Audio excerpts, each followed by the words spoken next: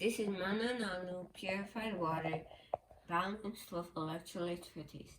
It is purified by reverse osmosis. Mananalu bottled water costs $2.59. Let's test the pH and TDS levels.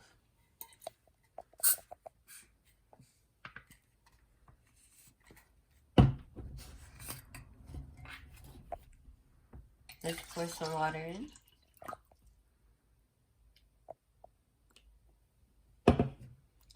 First, let's test the TDS level. Turn on the TDS tester, make sure it says 0, and put it in. 42.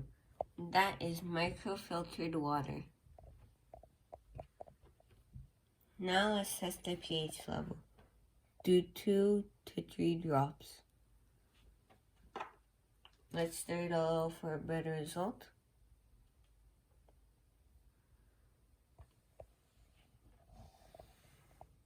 I give that a 4.